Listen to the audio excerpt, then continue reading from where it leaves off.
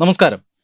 സംസ്ഥാന സർക്കാർ കേരളത്തിലെ ജനങ്ങൾക്ക് നേറ്റിവിറ്റി കാർഡുകൾ വിതരണം ചെയ്യാൻ തീരുമാനമെടുത്തിരിക്കുന്നു.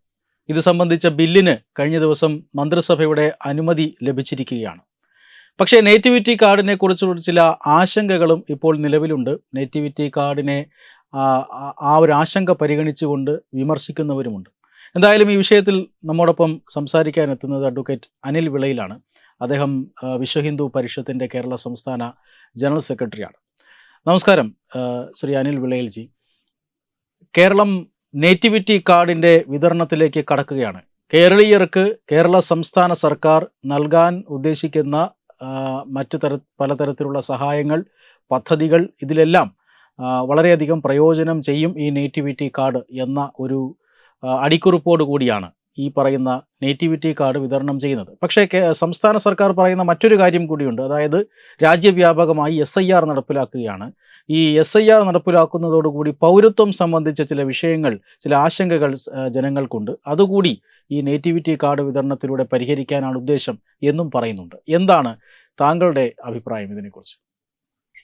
നമ്മൾ ശ്രദ്ധിക്കേണ്ടത്, ഈ ഇടതുപക്ഷ സർക്കാർ ഏതെങ്കിലും ഒരു പദ്ധതി കൊണ്ടുവരുമ്പോൾ അതിന്റെ പിറകിൽ ഒന്നുകിൽ ഒരു തട്ടിപ്പുണ്ട്, ഒന്നുകിൽ സാമ്പത്തിക ലാഭമുണ്ട്, അല്ലെങ്കിൽ രാഷ്ട്രീയപരമായിട്ടുള്ള വോട്ട് ബാങ്കിനെ പറ്റിയുള്ള ലാഭക്കണക്കുകളുണ്ട് എന്നുള്ളതാണ് കഴിഞ്ഞ കുറെ കാലമായി നമ്മൾ കാണുന്ന വസ്തുത.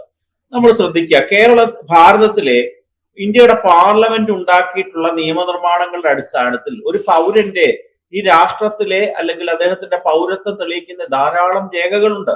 വോട്ടർ ID കാർഡുണ്ട്, പാൻ ഉണ്ട്, ആധാർ ഉണ്ട്, അല്ലെങ്കിൽ വേറൊരു മാനദണ്ഡത്തിൽ നോക്കുകയാണെങ്കിൽ ഇപ്പൊ രാജ്യം മുഴുവൻ സ്വീകരിക്കുന്ന റേഷൻ കാർഡ്, എല്ലാ വസ്തു ഉടമസ്ഥർക്കും കൊടുക്കുന്ന ഭൂനികുതിയുടെ രസീത്, SSLC ബുക്ക്, ജനന സർട്ടിഫിക്കറ്റ് തുടങ്ങി ധാരാളം വ്യക്തിയെ തിരിച്ചറിയാനുള്ള രേഖകൾ രാജ്യത്തുള്ളപ്പോൾ എന്തിനാണ് ഈ നേറ്റിവിറ്റി കാർഡ് എന്നുള്ളത് എല്ലാ വിഭാഗം ആൾക്കാരുടെയും ഒരു ആശങ്ക ഉളവാക്കുന്ന വസ്തുതയാണ്. നമ്മൾ ശ്രദ്ധിക്കേണ്ടതുണ്ട്. ഈ CPM-നെ സംബന്ധിച്ചിടത്തോളം അവർക്ക് ഈ ഭാരതത്തിന്റെ ദേശീയതയിലൊന്നും വലിയ വിശ്വാസമില്ല.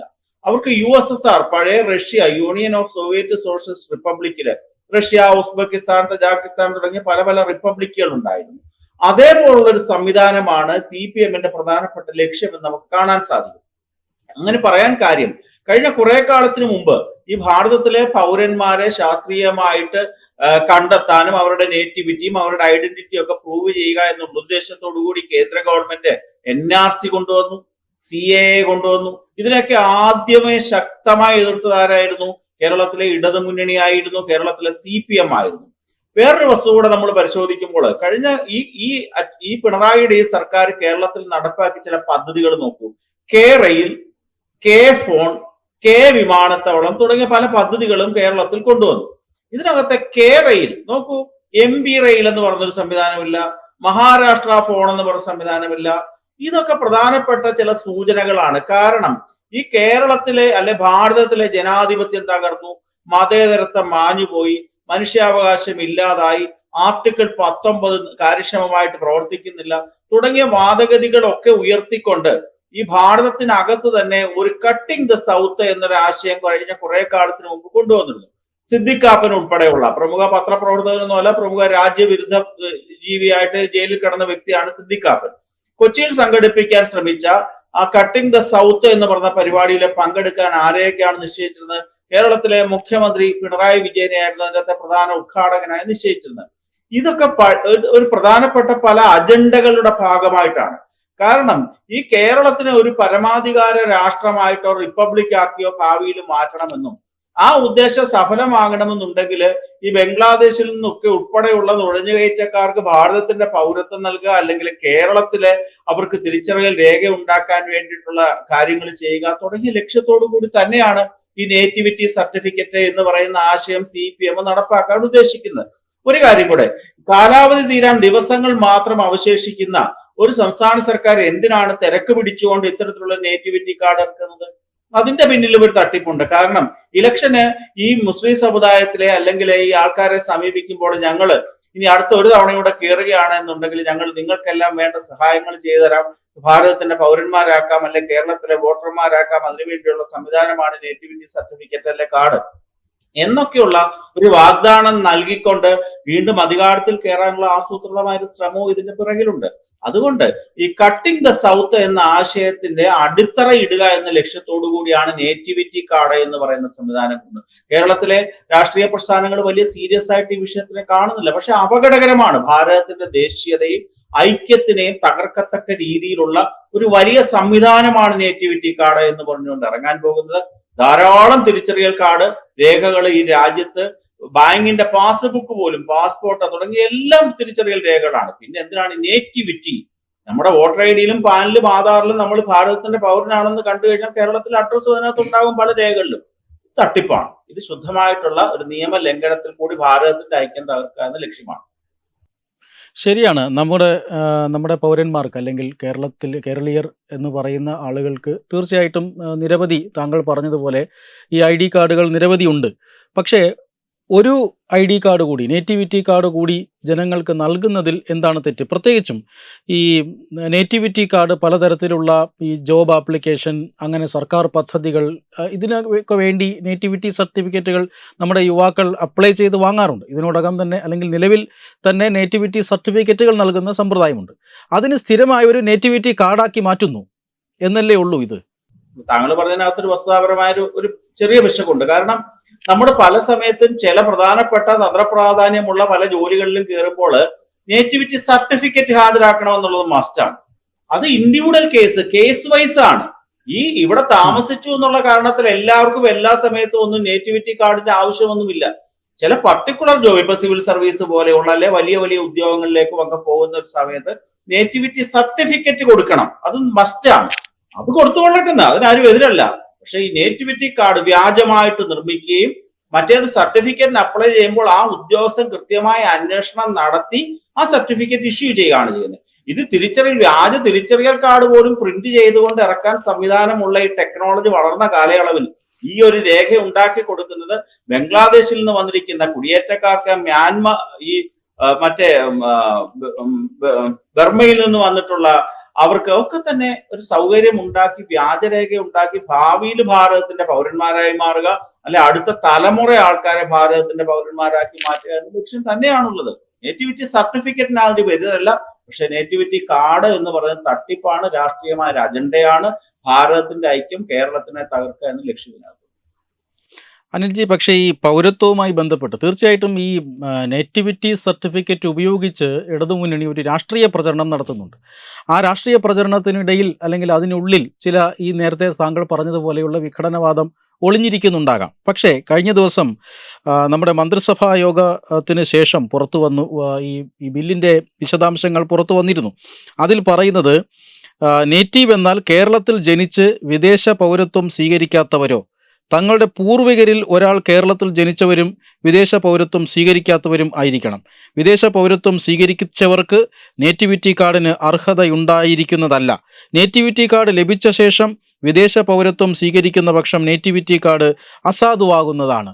അപ്പോൾ ഇത് ഇന്ത്യൻ പൗരത്വ നിയമത്തിന് കീഴിൽ തന്നെ വരുന്ന ഒരു വിഷയം മാത്രമല്ല ഇത്? ഒരിക്കലുമല്ല. ഇന്ത്യൻ പൗരത്വ നിയമം ഈ അടുത്ത കാലത്തായി ബഹുമാനപ്പെട്ട പല മുതിർന്ന കോടതികളുടെയും വിധി അനുസരിച്ചുകൊണ്ട് നേറ്റിവിറ്റി സർട്ടിഫിക്കറ്റേ വേണ്ട, birth certificate or SSLC certificate ഉണ്ടെങ്കിൽ നേറ്റിവിറ്റി ആയിട്ട് കണക്കാക്കാം. തീർച്ചയായിട്ടും താങ്കൾ പറഞ്ഞതിനകത്ത് ഒരു വസ്തുതാപരമായ ഒരു കാര്യം ശരിയാണ്. ഇപ്പോൾ ഭാരതത്തിൽ ജനിച്ച പല വ്യക്തികളും വിദേശ രാജ്യങ്ങളിലേക്ക് കുടിയേറി ആ രാജ്യത്തെ പൗരത്വം സ്വീകരിക്കാറുണ്ട്. ഡ്യുവൽ സിറ്റിസൺഷിപ്പ് എന്ന് പറയുന്ന സമ്പ്രദായം ഭാരതത്തിൽ ഇല്ല. അല്ലെ OCI എന്ന് പറയുന്ന സംവിധാനമുണ്ട്, ഓവർസീസ് സിറ്റിസൺ ഓഫ് ഇന്ത്യ. ഇപ്പൊ പ്രത്യേകിച്ച് കാനഡ, ഓസ്ട്രേലിയ തുടങ്ങിയ രാജ്യങ്ങളിലെ കുടിയേറിയ ആൾക്കാർക്ക് OCI കാർഡ് ഉണ്ടെങ്കിൽ യഥാർത്ഥത്തിൽ ഭാരത പൗരന്മാർക്ക് തുല്യമായ അവകാശ അധികാരങ്ങൾ ലഭ്യമാണ്.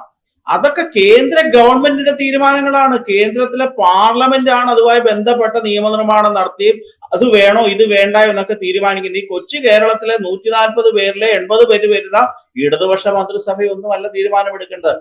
ഒരു കാര്യം ഉറപ്പാണ്, ധൃതി പിടിച്ചുകൊണ്ട് ആരോഗ്യകരമായ ചർച്ചകൾ നടത്താതെ നിയമവിദഗ്ധരുമായി കൂടിയാലോചിക്കാതെ ഇത് ഇറക്കിയതിന്റെ പിറകിൽ ഒരു വളരെ വലിയ അജണ്ടയുണ്ട്. അത് കട്ടിംഗ് ദ സൗത്ത് എന്ന അജണ്ടയുടെ പിറകിലുള്ള ഒരു ലക്ഷ്യം തന്നെയാണ്. ഞാൻ അതാണ് നേരത്തെ സൂചിപ്പിച്ചത്. റെയിൽ, ഫോൺ തുടങ്ങിയ പദ്ധതികളും ഇതുമായി കൂട്ടി വായിക്കേണ്ടതുണ്ട്. കട്ടിംഗ് ദ സൗത്ത് എന്തായിരുന്നു? കേരളത്തിന്റെയും തമിഴ്നാടിന്റെയും കർണാടകയുടെ കൊങ്കൺ മേഖല ഉൾപ്പെടുന്ന പ്രദേശങ്ങൾ ഉൾപ്പെടുത്തിക്കൊണ്ട് ഈ രാജ്യത്തിനകത്ത് ഒരു ഭാരത, ഒരു ഇന്ത്യ ഉണ്ടാക്കണം, ഒരു ദക്ഷിണ ഇന്ത്യ ഉണ്ടാക്കണം എന്നുള്ള ലക്ഷ്യമായിരുന്നു. അതിനൊക്കെ കുട പിടിച്ചു കൊടുക്കുന്ന രീതിയിലേക്ക് ഈ നേറ്റിവിറ്റി കാർഡ് എന്ന് പറഞ്ഞ സമ്പ്രദായം മാറുകയാണ് എങ്കിൽ അത് വളരെ അപകടം ചെയ്യും. അത് ശരിയായ ഒരു പോക്കൊന്നുമല്ല. പാർലമെന്റിന്റെ പരമാധികാരത്തെ ചോദ്യം ചെയ്യുന്ന നിയമനിർമ്മാണമാണ് നടക്കുന്നത്. ഇവർ കാണിച്ചു കൂട്ടുന്ന മണ്ടത്തരങ്ങൾ നമ്മൾ നോക്കൂ. കഴിഞ്ഞ ദിവസം തന്നെ സർവേ നടത്താൻ പോയി, ഹൈക്കോടതി തടഞ്ഞു. അതേപോലെ തന്നെ ഇതും ബഹുമാനപ്പെട്ട കോടതി നീതിന്യായ സംവിധാനങ്ങൾ ഇതിനെ ശക്തമായിട്ട് എതിർക്കാനാണ് സാധ്യത. കാരണം എന്താണ്, കുറെ കാലത്തിന് മുമ്പ് ആധാർ കാർഡ് തിരിച്ചറിയൽ രേഖയായിട്ട് ഉപയോഗിക്കാമോ ഇല്ലയോ എന്ന് പറയുന്ന പ്രധാനപ്പെട്ട ഒരു ചോദ്യം സുപ്രീം കോടതിയുടെ മുമ്പാകെ വന്ന ഒരു കേസുണ്ട്. അതുപോലെ തന്നെ ഇതും ചോദ്യം ചെയ്യപ്പെടും, ഇതില്ലാതാകും. അതായത് ഈ ബംഗ്ലാദേശ് പോലെയുള്ള രാജ്യങ്ങളിൽ നിന്നും അനധികൃതമായ കുടിയേറ്റം ഇന്ത്യയിലുണ്ട്.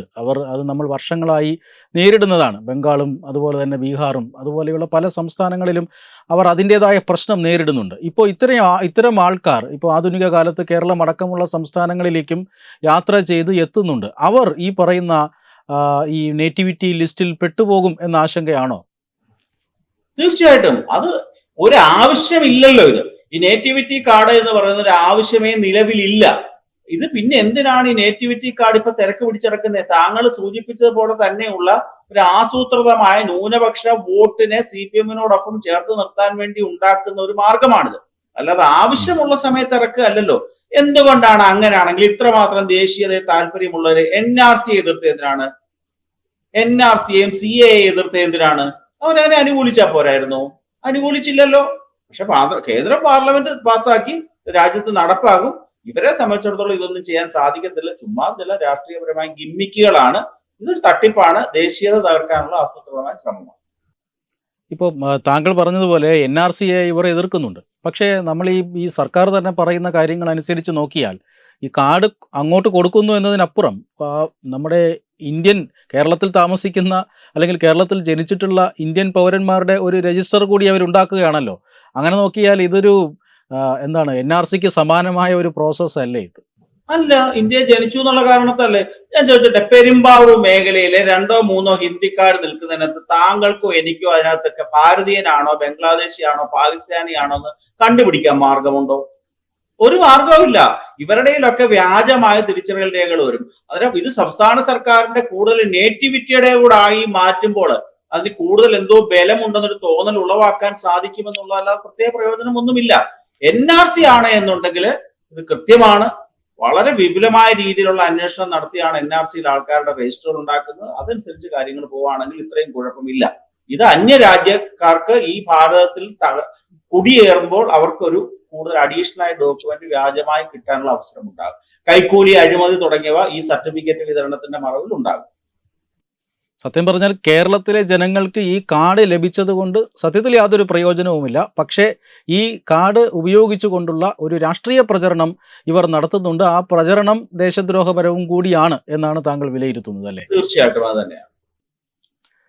ശരി, വളരെയധികം നന്ദി ശ്രീ അനിൽ വിളയിൽ നമ്മോട് സംസാരിച്ചതിന് ഈ വിഷയത്തിന്മേൽ. നമസ്കാരം. Brought you by Kerala AIDS control society.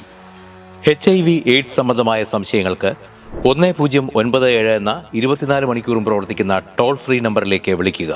വാട്സാപ്പിലും ഫേസ്ബുക്കിലും ഒക്കെ സ്റ്റാറ്റസ് അപ്ഡേറ്റ് ചെയ്യാറുണ്ടല്ലോ. HIV സ്റ്റാറ്റസോ HIV പിടിപെടാനുള്ള സാഹചര്യങ്ങളിൽ കൂടി അറിഞ്ഞോ അറിയാതെയോ കടന്നു പോയിട്ടുണ്ടാവാം. എന്ത് തന്നെയായാലും മുൻകൂട്ടി പരിശോധിച്ച് HIV സ്റ്റാറ്റസ് അറിയൂ. സൗജന്യ HIV പരിശോധനയും കൗൺസിലിങ്ങും ആരോഗ്യ കേന്ദ്രങ്ങളിൽ പ്രവർത്തിക്കുന്ന ICTC അഥവാ ജ്യോതിസ് കേന്ദ്രങ്ങളെ സമീപിക്കുക. നിങ്ങളുടെ സ്റ്റാറ്റസ് എന്തായാലും വിവരങ്ങൾ രഹസ്യമായി സൂക്ഷിക്കുന്നതായിരിക്കും.